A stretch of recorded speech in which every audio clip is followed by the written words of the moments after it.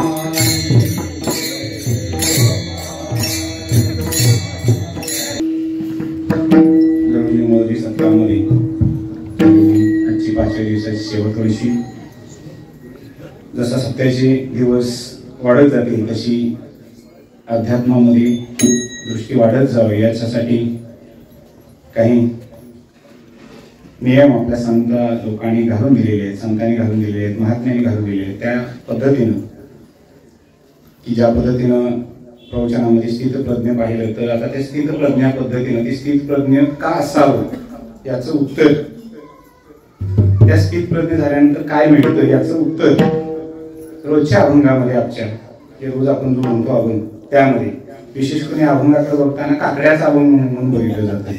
याच्या पलीकडे अभंगाकडे फारसं बघितलं जात नाही. पण हा इतका चिंतनीय अभंग आहे की ही एक अवस्था आहे. हा अभंग एका अवस्थेचं वर्णन करणार. ती अवस्था ज्ञानोत्तर अवस्था आहे.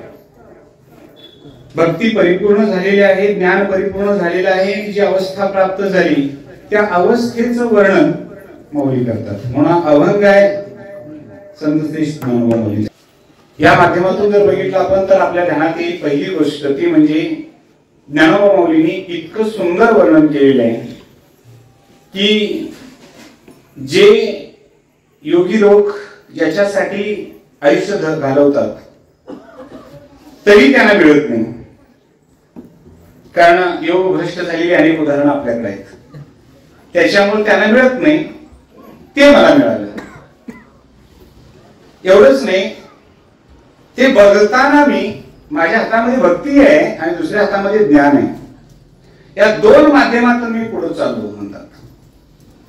आणि दोन माध्यमातून पुढे चालल्यामुळं ज्ञानातून स्वरूप कळण्याची वृत्ती तयार झाली आणि भक्तीतून तो स्वरूपानं कसा स्थित आहे, कुठं कुठं आहे. देखिला देखिला माय देवांचा देव. आणि बघितल्यानंतर मला काय झाले याची अनुभूती लगेच पुढच्या चरणात सांगितली. फिटला संदेह, संदेहच निघून गेला, द्वैत निघून गेला, संदेह निघून गेला. शंका निघून गेली, अध्यात्मामध्ये जी गोष्ट गरजेची असते निघून जाण्याची तीच गोष्ट निघून गेली, संदेह निघून गेला. आणि दुजेपणा निघाला. एवढं नाही, त्याची प्रचिती आली. आता ज्ञानातून आणि भक्तीतून, दोन्ही मार्गातून भक्ती इतकी प्रबळ झाली, त्या प्रबळ भक्तीचं स्वरूपानं उत्थान झाल्यानंतर जी हातामध्ये आलेली गोष्ट आहे, ती हातामधली गोष्ट मी तुमच्यापर्यंत देतो अनंत रूपी या शब्दानं. कसा बघितला मी? अनंत रूपे अनंत वेशी पैकी निम्यात्याशी. आणि मग सांगितलं, एवढ्यावर नाही थांबले की बाप रखुमा देवीवरू जो माझ्या समोर आहे तोच, त्यालाच मी बघितलं. त्याला आकळण्यासाठी, त्याला समजून घेण्यासाठी, त्याचं स्वरूप कळण्यासाठी योगी आयुष्य खर्च करतात, तरीही त्यांना मिळत नाही. कारण बऱ्याच वेळेला यम नियम आसन ध्यान धारणा प्रत्याहार केली आणि समाधीमध्ये एकदा गेल्यानंतर ते समाधीचं सुख भोगणारे योगी जे असतात ते म्हणतात, आता पुन्हा कटकटी जाण्यापेक्षा पुन्हा समाधीत केलेलं चांगलं. असं उदाहरण माऊलींच्या चरित्रात आहे, आपल्याला माहिती आहे. चांगदेवाचं पुन्हा कटकटीत नको, पुन्हा समाधीत जावं आणि उत्थान व्हावं, पुन्हा यावं. म्हणजे उन्हाळ्याच्या दिवसामध्ये ऊन लागायला लागलं की तलावाच्या काठाला बेडकं बाहेर दिसतात, दगडावर बसलेली. ती दगडावर का बसतात उन्हाळ्यामध्ये? कोणासाठी? आणि तापायला लागले की आत बुडी मारायची. कशात? पाण्यात. आणि आतला गारवा जरासा त्वचेला मिळाला की पुन्हा कुठे येऊन बसायचं? दगडावर येऊन बसायचं. अशी परिस्थिती योगामध्ये होती. पुन्हा उत्थान व्हावं, पुन्हा त्यात जावं, सुख अनुभवायला यावं. ती सुखाची निर्मिती ही दुःख नाशासाठी असल्यामुळं, आत्यंतिक हा शब्द नाही तिथे, जर ते आत्यंतिक दुःख नाशासाठी असेल तर ती समाधीमध्ये जात नाही. तो मग बाप रखुमा देवर कोण बांधली कशी, ही कोण निजगात ही मी अंतःकरणामध्ये बांधली. असा 3 चरणाचा अल्प काय पण व्यापकतेनं सर्व शास्त्र परिणित असणारा अभंग. कारण एवढा व्यापक विषय पाठीमागे मांडलाय स्वप्नील महाराजांनी. स्थितप्रज्ञेची लक्षणं, स्थितप्रज्ञ कुणाला म्हणावं, त्याचा पुढचा भाग असा आहे की स्थितप्रज्ञ आणि अस्थितप्रज्ञ असे शास्त्रकारांनी 2 भाग पाडलेले आहेत. भगवद्गीताकार मात्र एकच सांगतात. आता असं का म्हणाल तुम्ही, तर त्याच्यासाठी तुम्हाला एक थोडीशी पाठीमाग घेऊन जातो. विचारसागरामध्ये 6व्या तरंग आहे. 6व्या तरंगामध्ये सांख्य दर्शन असा एक उल्लेख आला आणि पुन्हा सांख्य मताचं खंडन असं लगेच आलं. आत्मस्वरूपाविषयी मत सांख्यांचं आणि लगेच मग खंडन आलं एकाच पानात. सांख्य तत्त्वज्ञान शिकायचं झालं तर कमीत कमी 12 वर्ष लागतात आणि आम्ही एका पानात बदलते. एकाच पानात, एकच पान आहे पाठपोट. हे माझ्याकडे जुनी प्रत असेल साखरे महाराजांची, त्यामुळे असेल कदाचित, आता वाढले नाही पण दुसऱ्या पानावर गेला असेल, पण एकच पान ध्यानात घ्या. पण ते कळायचं झालं तर आधी काय कळायला पाहिजे? सांख्य दर्शन कळलं पाहिजे. नाहीतर प्रश्न निर्माण होईल, जे कपिल मुनींनी सांख्य सांगितलं ते सांगितलं का, मौलींनी सांगितलं ते सांगितलं का, किंवा विचारसागरांनी सांगितलं का ते. मग याच्यासाठी काय करावं लागेल? सत्कार्यवाद बघावा लागेल, पुरुष प्रकृती योग बघावा लागेल, तो सिद्धांत बघावा लागेल, मग सांख्यामध्ये जावं लागेल पुन्हा. मग सांख्य तत्वज्ञान कुठं कुठं मिळतं? तर सांख्य तत्वज्ञान हे आपल्याला महाभारतामध्ये मिळतं, भगवद्गीतेमध्ये मिळतं, उपनिषदांच्या मध्ये मिळतं, ब्रह्मसूत्रांच्या मध्ये मिळतं. हे सगळं सांख्य तत्वज्ञान. आता एवढ्यावर थांबत नाही तर ते संतांच्या वाङ्मयात मिळतं. आता आपल्या जवळ फक्त तिथं जाऊन पोहोचवण्याचा मी प्रयत्न करतोय. योग्यांना दुर्लभ असणार, योगिया दुर्लभ तोम्या देखील साजनी. इथे एक शब्द फार सुंदर वापरलेला आहे, साजनी. साधनी हा शब्द आहे. हा साजनी शब्द माऊलींच्या अनेक अभंगामध्ये आलेला आहे. रूप पाहता लोचनी सुख झाले को साजनी. हा आवडता शब्द दिसतोय माऊलींचा. साजनी म्हणजे वृत्ती. माझ्या वृत्तीला काय काय आवडतं म्हणून आता वृत्ती ज्ञानामध्ये जायचं आणि वृत्ती ज्ञान आपल्याला आपणच वृत्ती ज्ञान करून घ्यायचं आणि त्या वृत्तीलाच बोध करायला सुरुवात करायची. काय कळलं? त्या वृत्तीला बोध करायला सुरुवात केली की योगी आतापर्यंत होऊन गेले, त्यांना काय मिळालं? ते म्हणतात त्यांना जे मिळालं ते अल्प मिळालं, म्हणजे कमी मिळालं. पण मला जे मिळालं ते कसं मिळालं? आयुष्य भराचं मिळालं. कसं मिळालं? आयुष्यभराचं. उदाहरण आपल्याला सांगतो की धरणं बांधतात, धरणं बांधल्यानंतर त्या ठिकाणी जे गावं उठतात तिथली, त्याचं फार दुःख असतं, लक्षात घ्या. ते सगळं पिढीजात सगळं सोडून जायचं असतं. काय सांगतात की बाबा तुम्हाला इथं 1 एकर तुमचं गेलेलं आहे, तर तुम्हाला तिथं 1 एकर मिळेल, पण त्या 1 एकरसाठी 10 वर्ष काढावी लागतात त्यांना. सगळ्यांना माहिती आहे आपल्याला, म्हणजे आपण त्या धरण क्षेत्रातच आहोत म्हणून. तिथं 1 एकर जरी दिलं तरी तेवढं प्रेम नसतं. तेवढं जे मूळ आहे आपलं ते न पिकणारं जरी असलं तरी त्याच्यावर प्रेम आहे. आणि इथं बागायत असलं तरी प्रेम नाही. का? वरचं आहे. कसलं आहे? वरचं आहे. लक्षात घ्या. आता आणखी खोल जायचं झालं तर आईचं दूध आणि गाईचं दूध. लक्षात घ्या. म्हणजे काही गोष्टी असतात की आईचं दुधानं मुलाचं पोषण होतं. जर बाळणपणामध्ये त्याची आई गेली तर त्या बाळाला वरचं दूध देतात. लक्षात आलं का? वरचं दूध देतात म्हणजे काय? मग त्या मुलाला 18 वर्ष 20 वर्ष जरी सांभाळलं तरी त्याची आजी जी असते ती आजी म्हणते माझ्या नातवाला आईचं दूध मिळालं नाही, वरच्या दुधावर पोसलेलं पोर म्हणून वेगळं दिसते. कळलं? त्या पद्धतीने. म्हणून या ठिकाणी मुद्दा मूळ आहे वृत्ती ज्ञान करून म्हणून वृत्तीलाच उपदेश चालू झाला. योग या दुर्लभ. आता यम नियम आसन ध्यान प्रत्याहार समाधी हे योगाचे बंधन स्वतःला पाळावी लागतात. योग काय शिकवेल? इंद्रिय संयमन शिकवेल, अडचण नाही. इंद्रिय दमन शिकवेल. पद्मासन बसून पद्मासन घालून अर्धा तास, 1 तास, 2 तास, 3 तास, 4 तास, 5 तास बसू शकतात माणसं. 12 तास बसू शकतात. पण कधी? पहिल्यांदा पद्मासन घातल्यानंतर 4 तास नाही. पहिल्यांदा तू 5 मिनिटं, मग 10 मिनिटं, मग 15 मिनिटं, असाध्य ते साध्य करत ईसायास कारण अभ्यास तो काम म्हणे. 5-5 मिनिटांना तो वाढवत जाईल आणि कधीतरी त्याला वर्षाच्या शेवटी असा अनुभव येईल की मी 6 तास पद्मासनामध्ये बसू शकतो.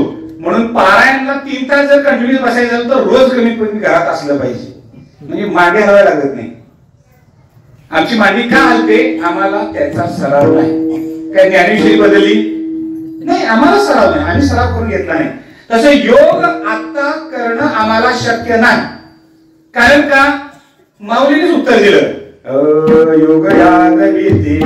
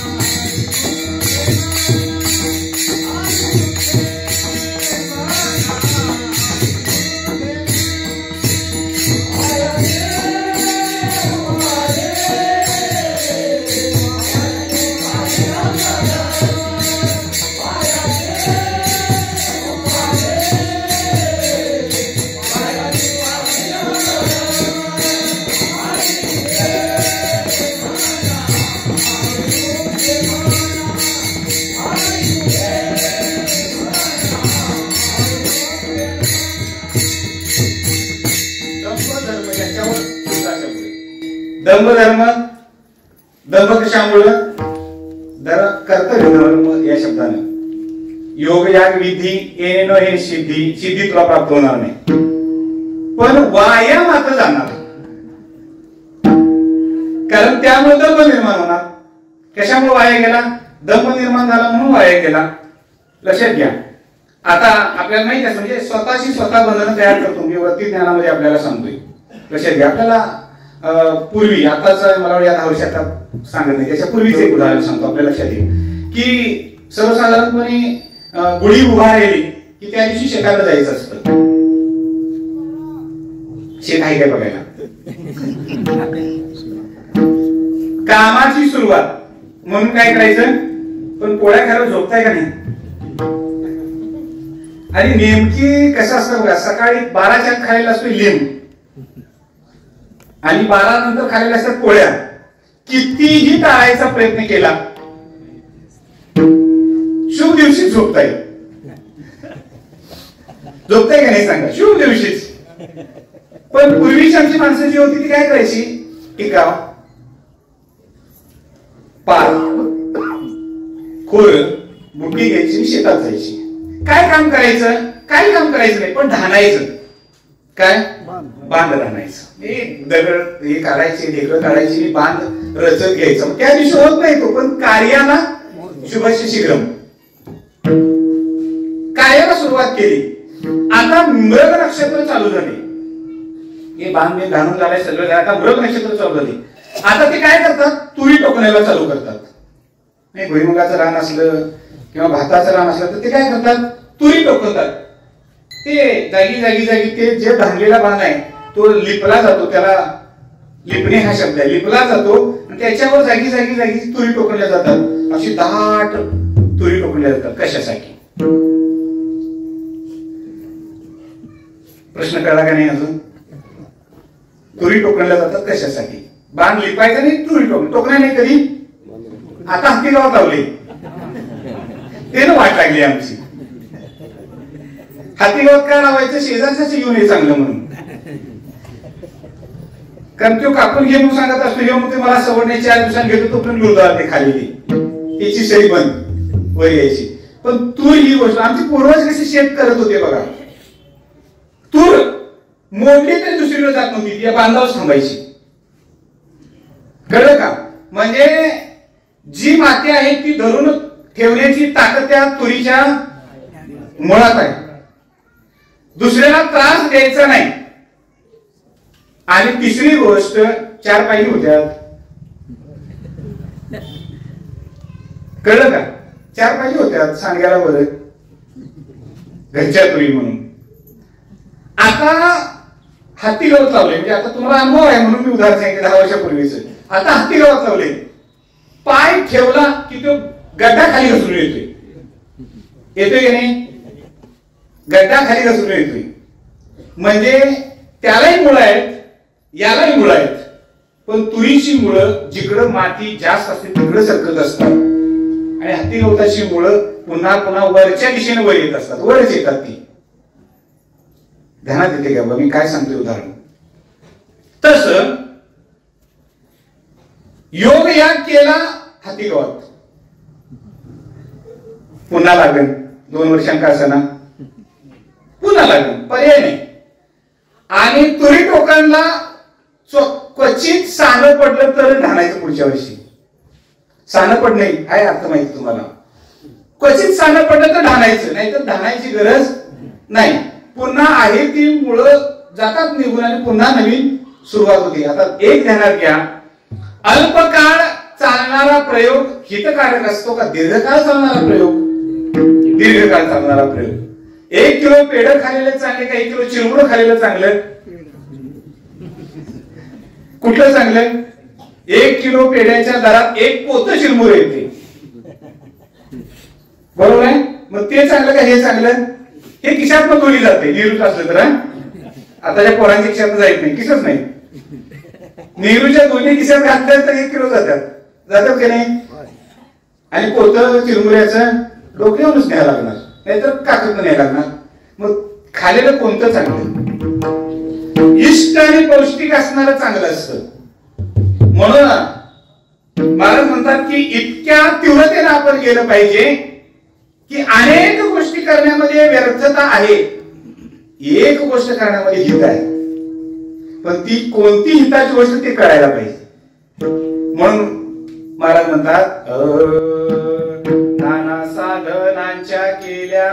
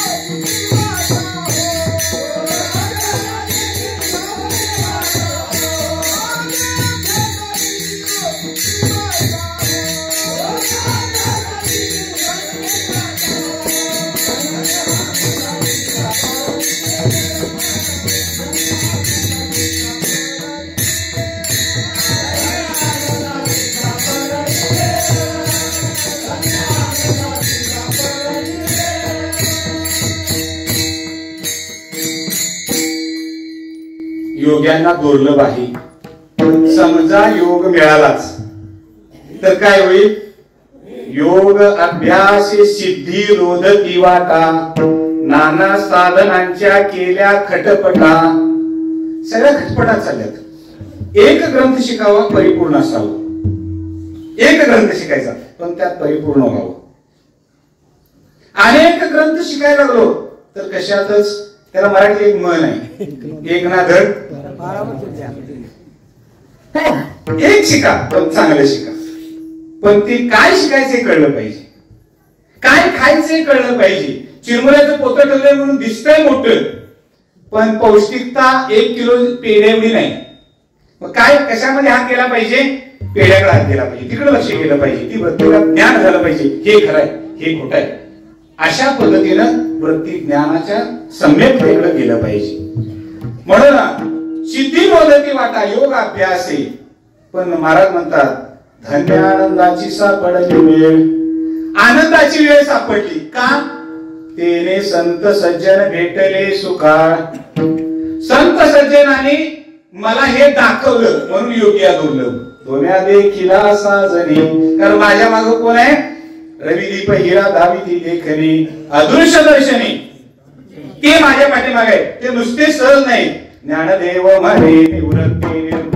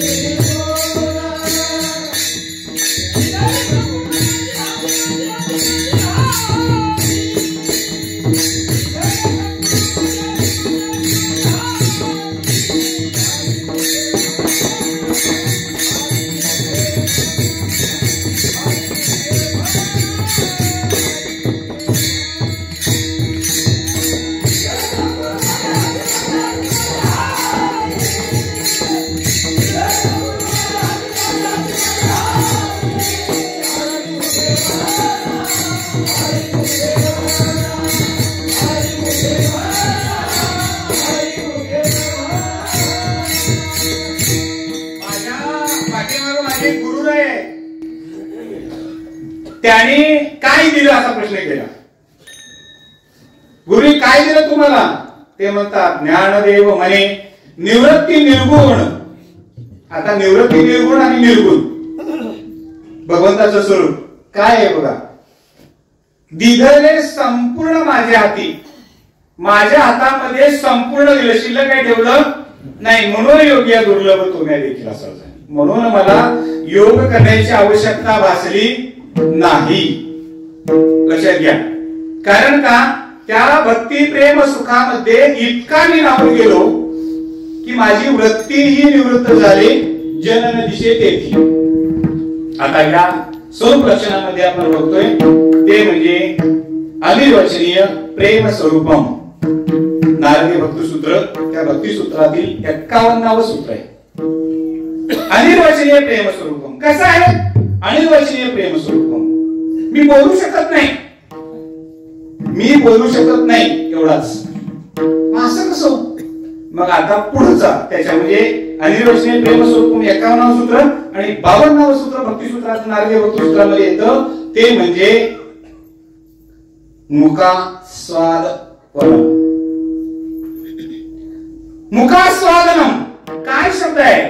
जसं मुक्याला साखर खायला दिली, मी का बोलू शकत नाही याचं वर्णन सांगते भक्तिसूत्राप्रमाणे. मुक्या माणसाला साखर खायला दिली आणि त्याला सांगितलं कशी लागते त्याचं वर्णन करून सांग.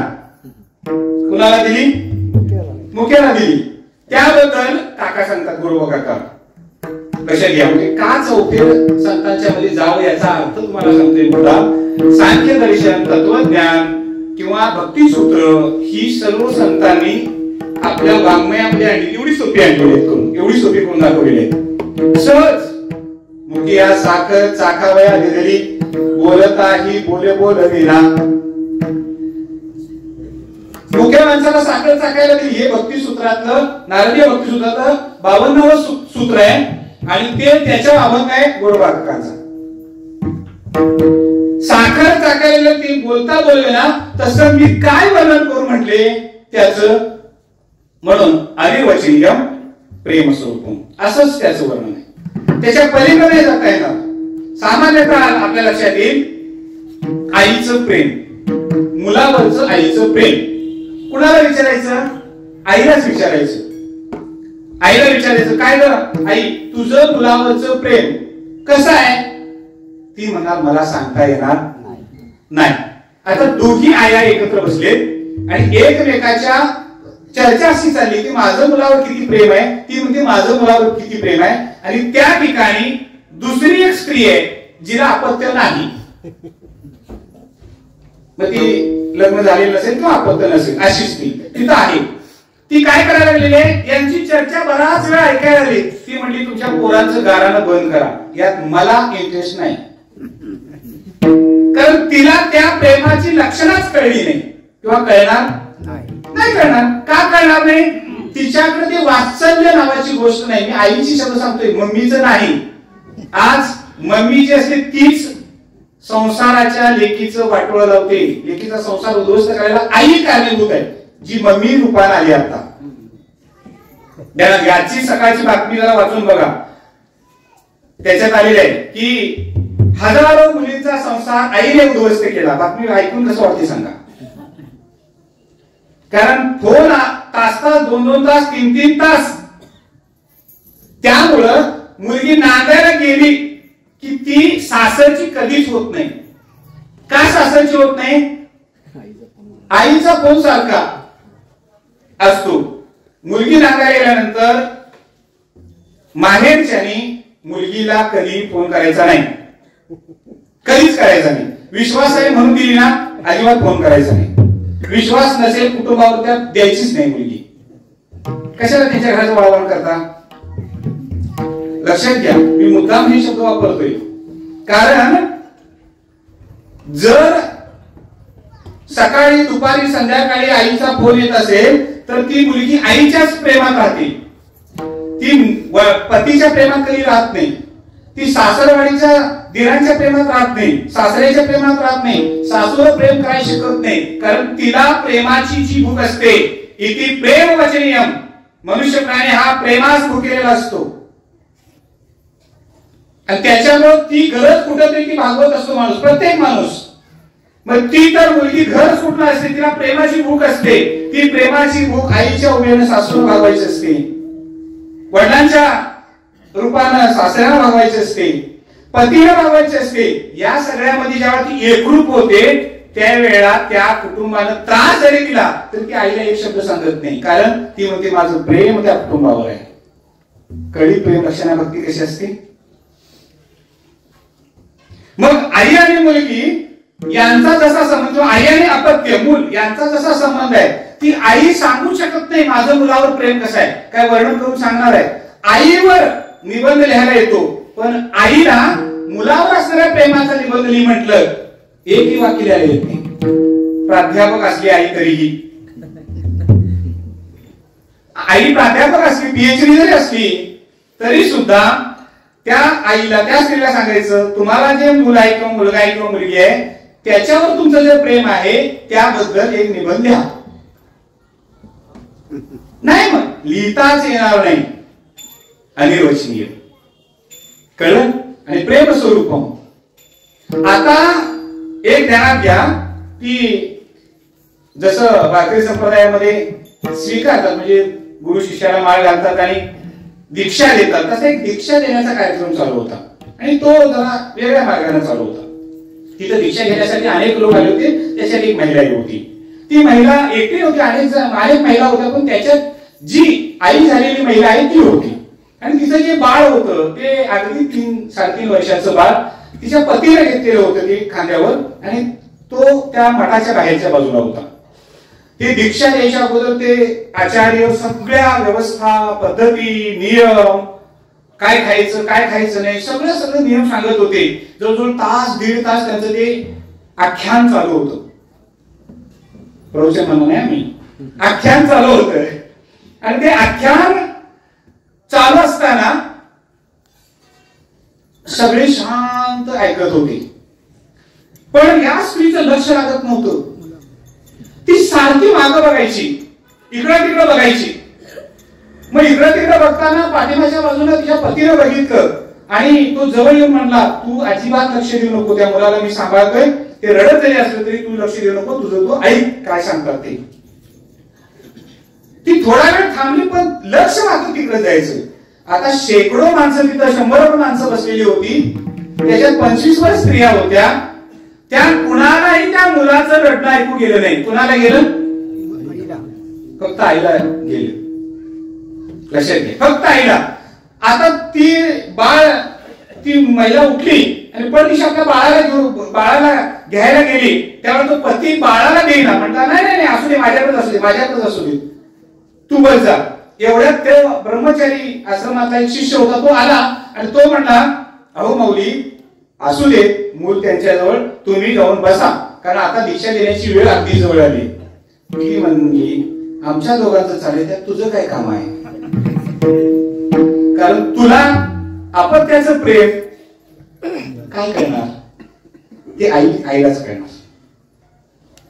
अनिर्वचनीय शब्दात सांगता येणार नाही. ते तुला कसं सांगतो म्हणली, तू ब्रह्मचार्य सगळे मुखोद्गत आणि शास्त्र, अनिर्वचनीय नाही करणार तुला. प्रेम स्वरूपम. लक्षात घ्या. मग पद्धत इथं तयार होते, रीत तयार होते या ठिकाणी की अशी अनिर्वचनीयता ज्या प्रेमामध्ये आहे ते बोलताही बोली बोलवेना, बोलताना सुद्धा सांगता येणार नाही. कुणाला? मुख्या साखर.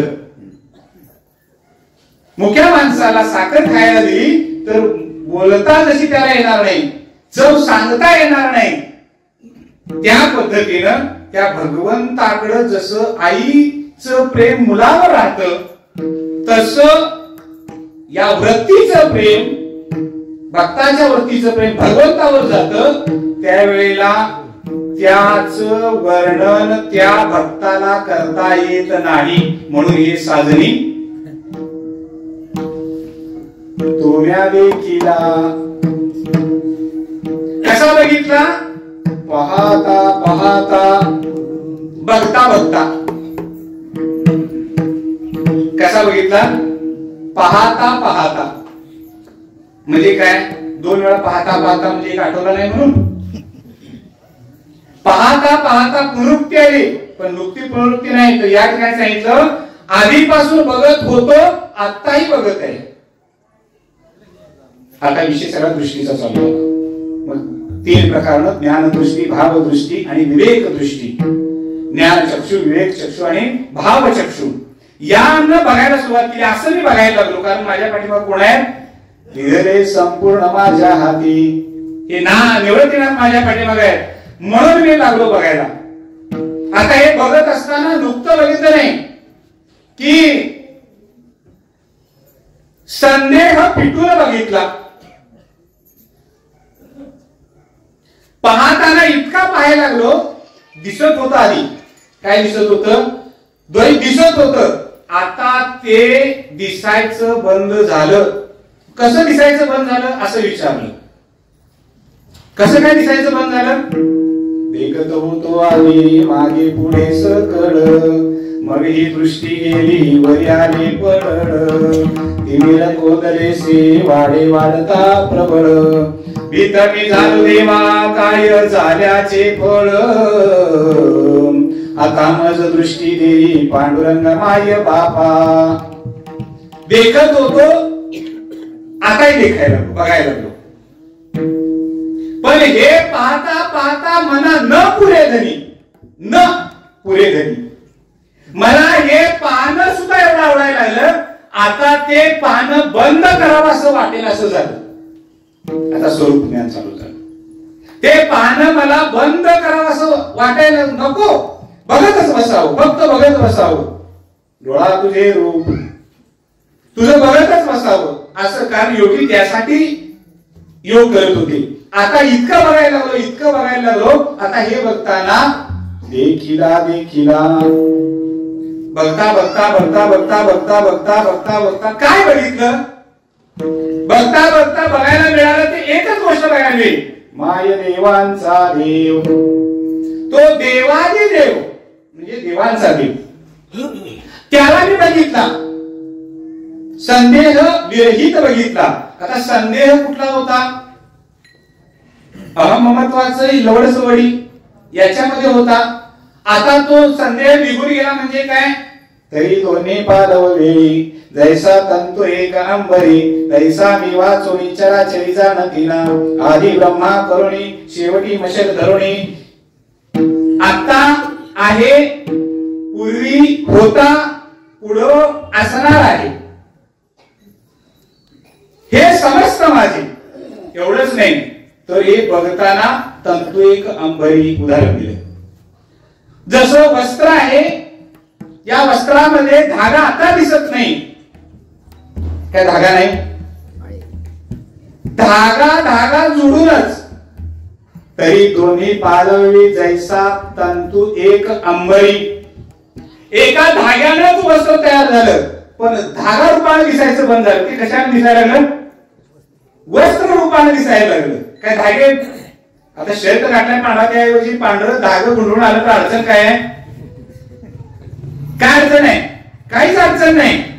पण नाही तसा मला दिसला, मला स्वरूपानेही दिसायला लागला.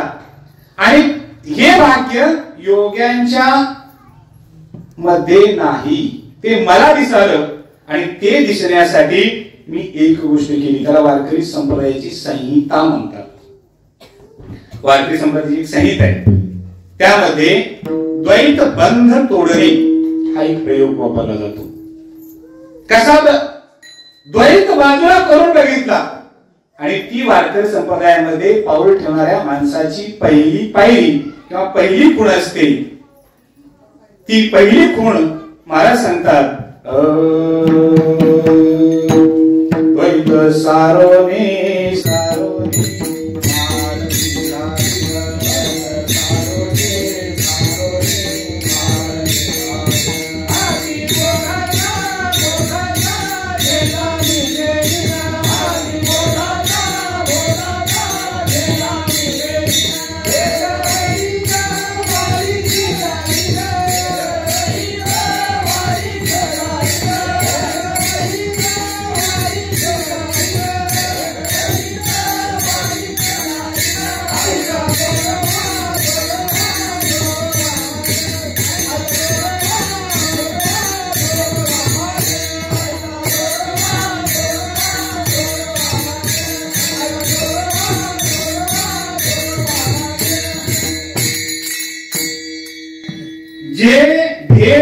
तो भेद निघून जाण्यासाठी पहिली पायरी मी पूर्ण केली, म्हणजे किंबहुना स्वस्वरूपाचं ज्ञान आणि शरीराचं ज्ञान याच्यामध्ये असणारा भेद हेच कळण्यासाठी याच्यावर मी तुळशी पात्र ठेवलं, म्हणजे नश्वरता कळण्यासाठी. आणि ही नश्वरता कळल्यामुळं योग्यांना ही नश्वरता कळली नाही. वारकरी संप्रदाय श्रेष्ठ का, याचं कारण इथं सहज आपल्याला गोष्टी प्राप्त करून दिलेल्या आहेत, म्हणजे प्राप्त करण्याची आता आवश्यकता नाही, कारण संतांनी सगळंच आम्हाला दिलेलं आहे. फक्त महाजनो एक गतस म्हणता, त्या मार्गाने आम्ही फक्त गेलो की आम्हाला वास होतं. म्हणून महाराज म्हणतात योगिया दुर्लभ तोम्या देखीला साधनी, पाहता पाहता मना न पुरे धरी. माझं समाधान आता जे आहे ते समाधान बंद करण्यासाठी नाही, पुढे चालू ठेवण्यासाठी आहे. गोपाल कुमार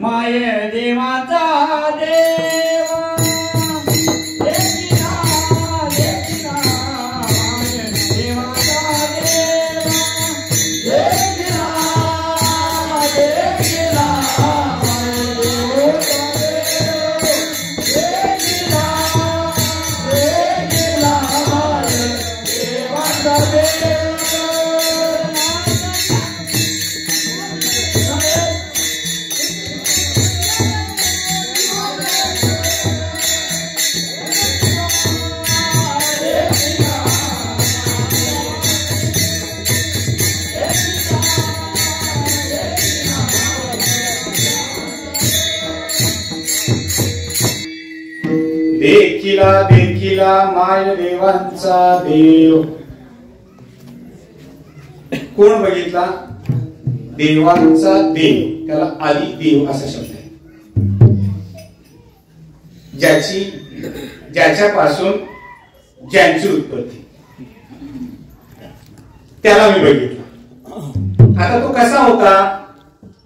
मत्स्यकुर्म वराहस्य वामन दशरथस्य रामो रामस्य कृष्णस्य बुद्ध कल्कीचे ते दशहा. भागवत पुराण. एवढ्यावर मी बघितला. बघताना कसा बघितला की एक आहे या व्यापकतेने बघितला. दोन बघणे व्यापकता नाही, संकुचितता येते. सर्वसाधारणपणे तुपाची व्यापकता जर बघायची झाली तर पाणी गरम असावं लागतं आणि तूपही गरम असावं लागतं.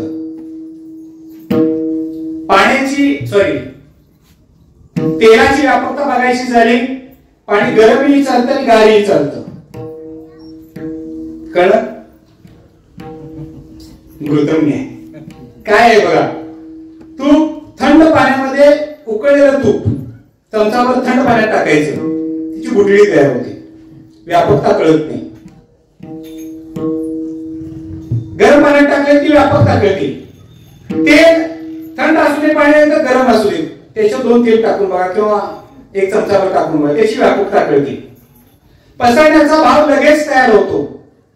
मग तेलाची किंमत आणि तुपाची किंमत कसा फरक आहे? अनेक फरक आहे. पण काही जणांना पाणीच आवडते, त्याचं काय करायचं? काय कळलं? सुगरण आहे जेवण करणारे. पोळ्या इतक्या स्वयंपाक सुंदर, त्याला सुगरण असा शब्द आहे. त्या घरात तुम्हाला जेवाय बोलवलं तर तिथे गेल्यावर सांगायचं मला खरडारी भाकरीच आवडते.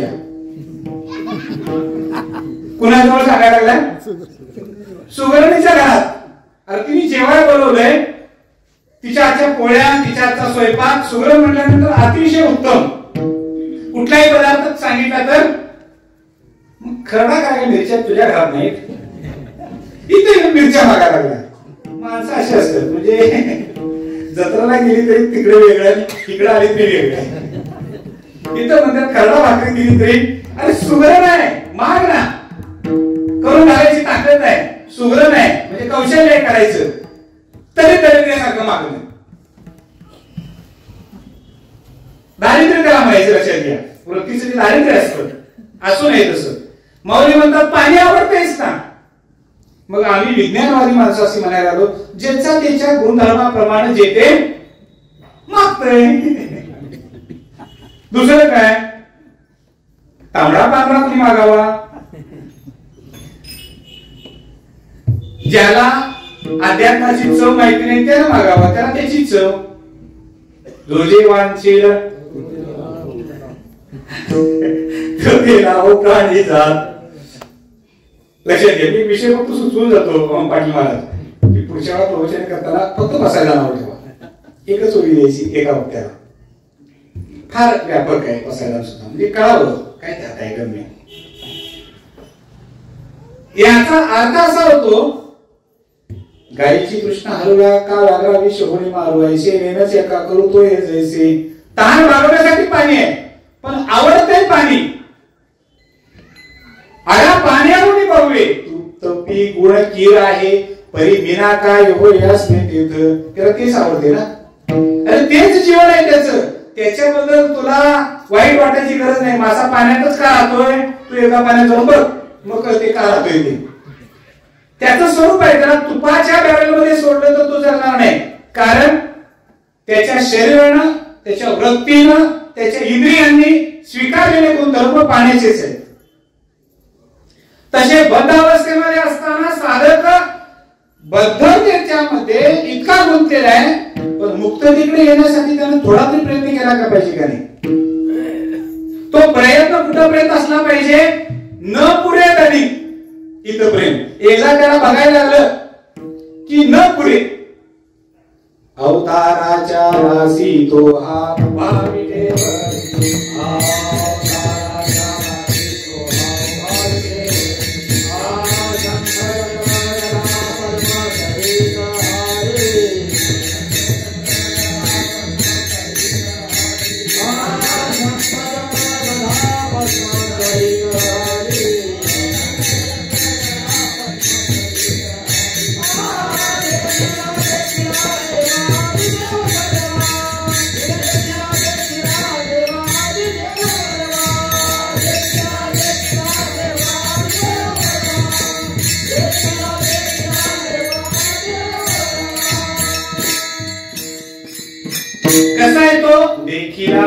देखिला माय देवांचा देव, सगळ्या देवांचा देव मी बघितला, सगळ्या देवांचा देव बघितला.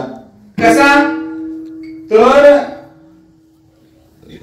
ज्यामध्ये सूक्ष्मातील सूक्ष्म आणि व्यापकतेतील व्यापकत्व. विष केवढं खाल्यानंतर मृत्यू होतो? सोपा प्रश्न आहे. विष केवढं खाल्यानंतर मृत्यू होतो? अनुभव घेऊन सांगायला बरं काय नको?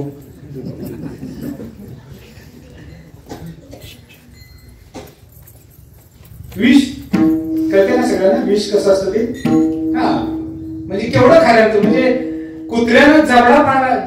कुत्र्यानं पिंडरीचा जबडा बाहेर काढला, म्हणजे पूर्ण लचका बाहेर काढला, आणि सापानं नुसतं दात टिकवल्यात. चांगलं कुठलं? नुसतं दात टिकवल्यात. कुठं सुईच्या टोकासारखं दोन दिसलं, काय घालणे तरी. विष तोळावर खाल्लं आणि किलोवर खाल्लं, परिणाम एकच, परिणाम एकच. लक्षात घ्या. मी त्याला बघताना असा बघितला की अवताराच्या राशीने बघितला. तो हा उभा विटेवरी, आणि मग पुढे मांडले देखिला देखिला देवा आदिदेव बर्वा. कळा आदिदेव बर्वा म्हणजे उत्तम श्रेष्ठ, देवांचाही देव तो कळला. याचं कारण काय तर तो हरे श्री हरी पाहिला डोळे, तो हरे श्री हरी पाहिला डोळे, तो हरे श्री हरी पाहिला डोळे, तो हरे श्री हरी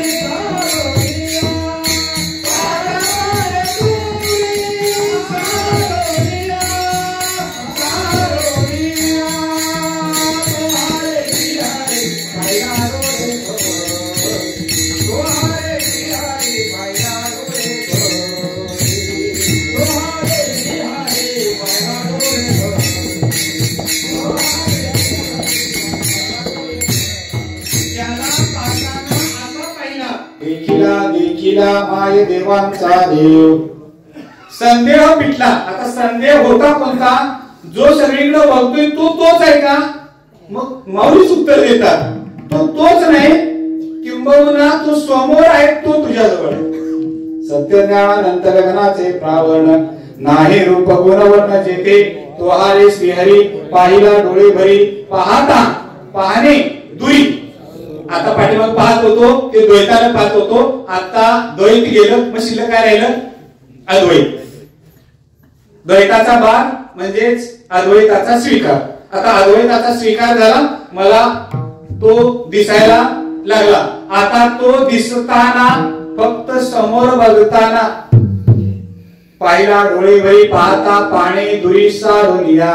त्याला बघताना तो आहे हा, तो म्हणजे निर्गुण निराकार, हा सगुण साकार विटेवर उभा आहे. म्हणून ज्ञानदेव म्हणे ज्योतीची निज ज्योती तीही उभी मूर्ती. त्याला मी विटेवर उभा बघितला. आता अरूप होता ते रूपाला आलं. याचं कारण जे अरूप आहे त्याच्याशी फारसं भांडता येत नाही, जे रूपवान आहे त्याच्याशी भांडण करता येतं. किंबहुना आपल्याला कळेल की हक्क कधी कळतो. आता परत ते सूत्र सांगतोय, येतोय मागे मी. कोणतं? की अनिर्वचनीयम प्रेम स्वरूपम. मी एका सूत्रावर बोलावले मगापासून, लक्षात घ्या. अनिर्वचनीयम प्रेम स्वरूपम कसं आहे ते, आणि त्याच्या उत्तरार्ध सांगितलं लगेच 52व्या सूत्रामध्ये. कसा की मुख्या स्वाद वचनम, मुख्याला स्वादाचं वचन सांगता येणार नाही, गोडीचं वचन सांगता येणार नाही. असं का हो, तर त्याचं अनिर्वचनीय प्रेम त्याच्यावर आहे. ज्याच्यावर आत्यंतिक प्रेम असतं त्याच्यावर जास्त भांडण होते. कळलं? ज्याच्यावर आत्यंतिक प्रेम असतं त्याच्यावर जास्त भांडण होतं. ज्याच्यावर अल्प प्रेम असतं त्याच्यावर भांडण होत नाही आणि करायचंही नाही. पुढचा सल्ला माझा आहे, तू शास्त्रातला नाही. करायचंही नाही, कारण हा नॉलेज इज डेंजरस. अर्धवट प्रेमानं भांडायचं असेल हक्का म्हणून, तर ते परत कधी आपल्याला मिळणार नाही. म्हणून स्वयंपूर्ण स्वयंस्फूर्तीनं सर्वस्व अर्पण करून जे केलं जातं त्याला प्रेम रक्षणा भक्ती असं म्हणतात. आणि त्या प्रेम रक्षणा भक्तीतून भांडता येतं. अरे अरे विट्या मूळ वाळीच्या कारट्या, का स्वरूप कळलं म्हणून, नाहीतर भांडले असतं का? मग कुणावर भांडायचं? ज्याच्यावर आत्यंतिक प्रीती, शास्त्र ते सांगतं आत्यंतिक प्रीती, त्याच्यावर भांडायचा अधिकार आपोआपच मिळतो. आपोआप असा शब्द आहे, सहज. म्हणजे त्या प्रेम रक्षणा भक्तीमध्ये काय होतं ते ठरलेलंच आहे. उदाहरणामध्ये आपल्या लक्षात येईल, 7-12 वडिलांचा मुलग्यावर झाला या शब्दाचा अर्थ काय? खरी झाली, बागायत झाली, डोंगराकडलं झालं, सगळंच. 7-12 मुलग्याच्या नावावर वडिलांचा झाला याचा अर्थ शिल्लक काय नाही, सगळंच. म्हणजे हक्कपत्र सगळंच मिळालं, काही अडचण नाही. या उक्तीप्रमाणे आताच्या व्यवहाराप्रमाणे जर बघितलं तर तो व्यवहार तिथं येतो प्रेम रक्षणा भक्तीमध्ये. ते भांडायला सुद्धा तयार होतात, भांडतात त्याच्यावर. तुझं स्वरूप कळलेलं आहे, आता तू जाऊ शकत नाहीस म्हणून कळलं. स्वरूप एकदा कळलं की त्याला बाजूला जाता येत नाही भगवंताला. म्हणून त्याचं स्वरूप कळण्यासाठी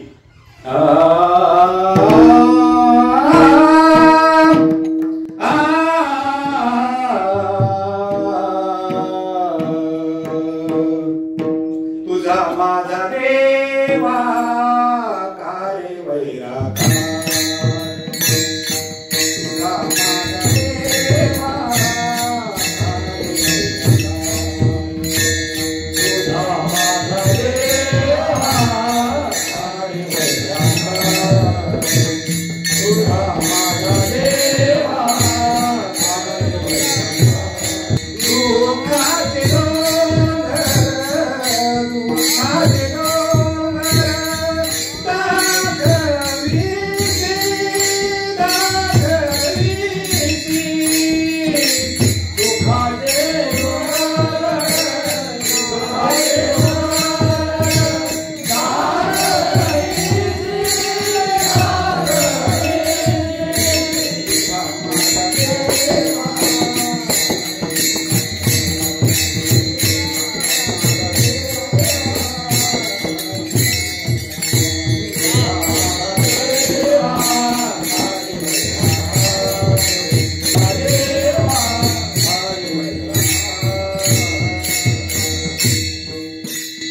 आपण नुसता बोलता त्यावेळेचा नाही, आवड्या नागनाथा वरून आल्यानंतरचा आपण संत चरित्र का काढावी याच्यासाठी मी ठाम आहे. अजूनही लक्षात घ्या, का संत चरित्र काढावी, कोणता अभंग कधी लिहिला हे कळायला पाहिजे. कीर्तनात घेतलाय आपण, सोडूलाय आपण, महाराज मस्त, विषय संपला. लांबचा अंडा का त्याच्यापेक्षा मस्त. लक्षात घ्या, ही अवस्था आहे. म्हणजे परमात्मा कोणत्या दिशेला चाललाय याचं चिंतन जर बसून करायचं झालं तरी कादंबरी तयार होईल. लक्षात घ्या, कळावं की स्वरूप तुझं मला सगळंच कळलंय. आणि जेथे नाही देव तेथे माझे पाय, हे मी तर अन्वय विचारुनी, अन्वय व्याप्तीनं मला विसोबांनी सांगितलेलं आहे, माझ्या गुरुरायांनी सांगितलेलं आहे. तुझी अन्वय व्याप्ती तू कुठं नाही असं दिसतच नाही. पण आता भांडायला मात्र मुलकात जायची गरज नाही, समोर आहेस. प्रेम रक्षणा भक्ती कळली, अनिर्वचनीय प्रेम रक्षणा. बळे बांधून या देशी काळ हाती, तुझ्याजवळ सगळी सत्ता आहे तरी मुद्दाम बांधून द्यायला जायस. आणि तुझ्या चित्तामध्ये असा का विचार यावा? मग शेवटी सांगितलं की जर तुला जमतच नसेल, जमतच नाही तुला असं सांग. म्हणजे आपण एखाद्याकडे पैसे मागायला गेलो, ज्याचं प्रेम जास्त आहे, अर्धवट नाही, त्याच्याकडे गेलो, त्याला आपण तुला जमत नाही म्हणून सांग, देणार काय नाही एवढे सांग. ज्याच्यावर अत्यंतिक प्रेम आहे तो काय म्हणतोय, काय नाही बाबा, काहीतरी सगळं मिळणार नाही, आता लगेच उजळा मागायला 10,000 काही ठेवल्या, सगळे जमणार नाही, पण तासाभरात काहीतरी जोडणी. हे शब्द कुणावरच, अनिर्वचनीय प्रेम लक्षणाचं. अत्यंतिक प्रेम ज्याच्यावर तोच हे शब्द बोलू शकतोय, दुसरा कोणी बोलू शकत. देणार का नाही कुणाला विचारू शकतोय? मग ज्याच्यावर अत्यंतिक प्रेम आहे. म्हणून नामा म्हणे आता काय करा, नाहीतर मग नाहीतरी जीव घ्यावा माझा, मला प्राण घेतला तरी मला अडचण नाही, एक तर तू नाहीतर मी, शेवट. देखीला तो ज्याच्यावर भांडता येतो तो कसा बघितला, अनंत रूपे अनंत वेसे देखील मी आकाशी.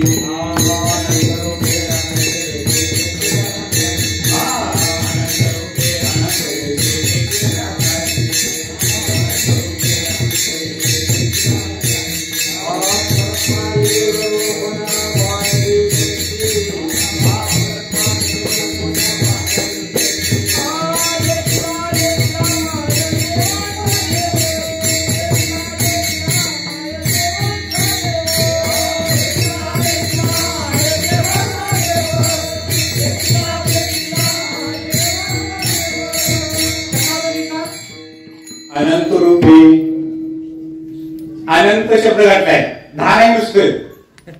मत्स्यकुर्मराज वामन सत्यशील रामराव श्रीकृष्ण बुद्ध कलकी नाही, अनंत रूपानं तुला मी बघितला. अनंत रूपानं म्हणजे किती रूप, अनंत या शब्दात किती रूप, जे जे भेटे बोध तिथे लावायचं, जे जे भेटे बोध ते माणिक भगवंत. म्हणजे प्रेम रक्षणा भक्तीतून होणार काय नुसतंच, लक्षात आलं का? ध्यानात घ्या. ज्यामध्ये अत्यंतिक प्रेम आहे तो म्हणतो अनंत रूपे अनंत वेशी देखील मी त्याशी. कुठे जाईल तिकडे त्यालाच बघितलं, तोच मला दिसतोय. जय श्री काष्टी पाशाणी जरी विजयी आशनी शैनी ध्यानी मनी सोबनी सगळीकडे तोच. आणि बाप रखुमा देवी वरा खून ती निज खून मी बांधलेली आहे. असं का? तर त्याला बघताना त्याच्या जवळ मी काय ठेवलं, तर माझं जे सर्वस्व आहे ते सर्वस्व मी त्याच्याकडे ठेवलं. 4 दिवस देवीला जायचं आहे माघवारीच्या. 4 दिवसाचा विषयचा नाही, 15 दिवसाचा नाही, काय जमाय पाहिजे पुढचं.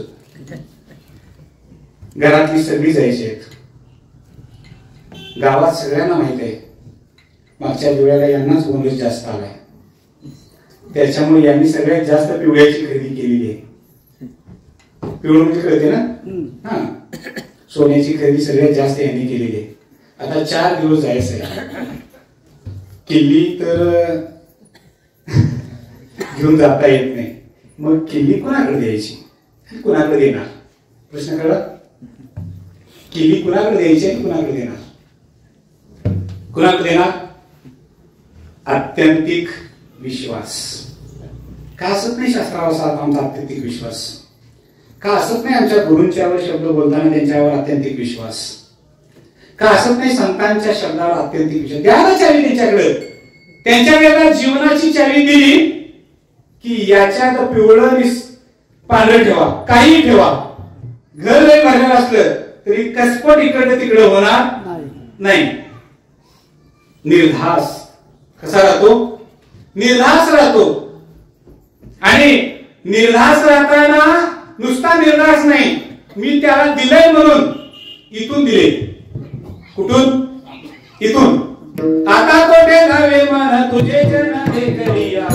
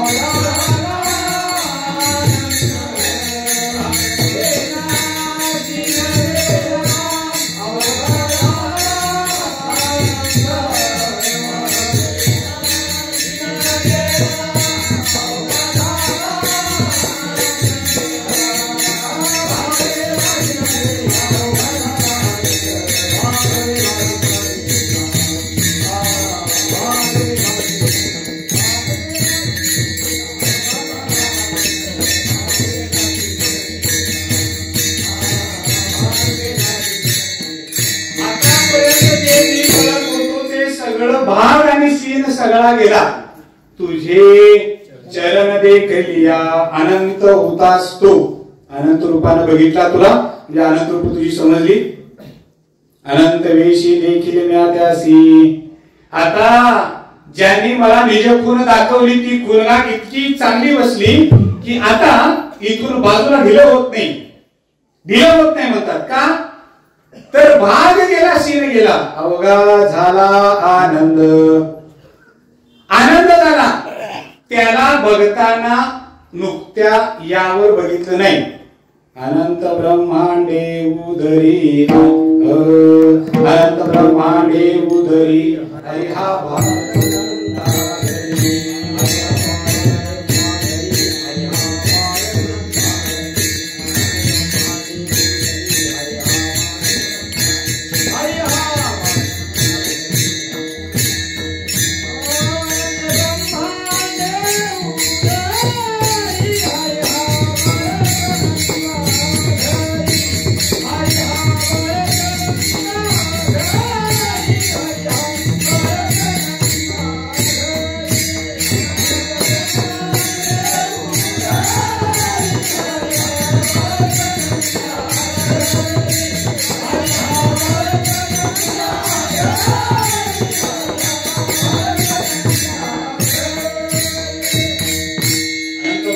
उदरी हरिहा बालक नंदा घरी. अनेक ब्रह्मांड ज्याच्या उदरामध्ये आहेत. कुणाला दाखवली प्रेम लक्षणा भक्ती. अत्यंतिक प्रेम करणारी आई होती म्हणून दाखवली. यशोदा मातेला दाखवली की नाही. अत्यंतिक प्रेम करणारी होती. किती ब्रह्मांड आहेत बघ. माती खाते असं तुला वाटते म्हणून नवल केवडे केवडे नकळे कानोबाचे थोडे. त्याला कोडं त्याचं कळायचं असेल तर त्याच्या प्रेमात राहिलेलं चांगलं. त्याचा प्रेम सोडून जर बाजूला गेलो तर आम्हाला त्याचं कोडं कळणार नाही. आणि ते कोडं म्हणजेच अगाव पुजणे आणि निमणे हे साचे का मानणे दया जीव लोकू मी म्हणे संसारोहण. शेवटी एवढंच म्हणावं लागेल की नेहमी तुझ्या ज्ञानोत्तर प्रेम लक्षणा भक्तीमध्ये मला कायम ठेवलंस तर देखिला देखिला माय देवांचा देव. आणि पिटला संदेह. संदेह कशाने पिटला.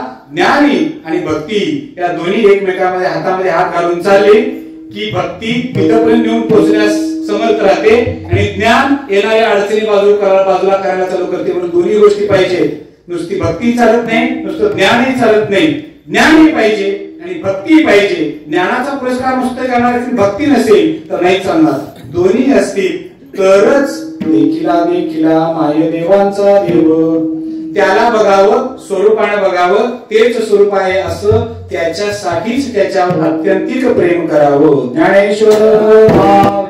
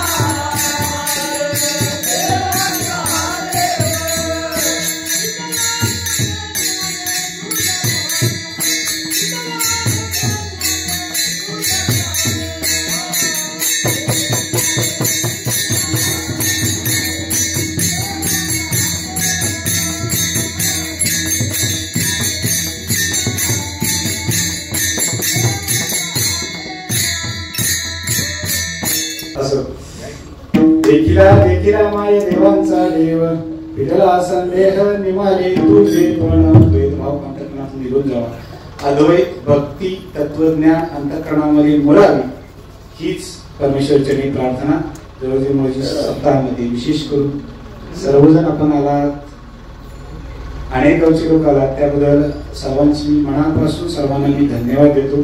त्याचबरोबर विशेष करून आज तब्येत बरी नसताना सुद्धा इतका चांगला सूर आहे असं वाटत नव्हतं तरी बऱ्यापैकी मी 50% पण नाही 40% असे ना आपण तिथपर्यंत जाऊ कारण व्यापकता चिंतनाची जर आपल्याला असेल अपेक्षा तर तेवढा वेळ आपल्याला त्याच्यामध्ये द्यावा लागतो कारण परमार्थामध्ये वेळेला फार महत्वाचं असतं टाइम इज मनी ज्याला वेळ फार महत्वाची असते वेळेवर परमार्थ करा तर वेळेवर परमार्थ साधतो नाहीतर परमार्थ साधता येत नाही। अद्वैत भक्ती सर्वांच्या हातून हीच ईश्वरी प्रार्थना जय विठ्ठल जय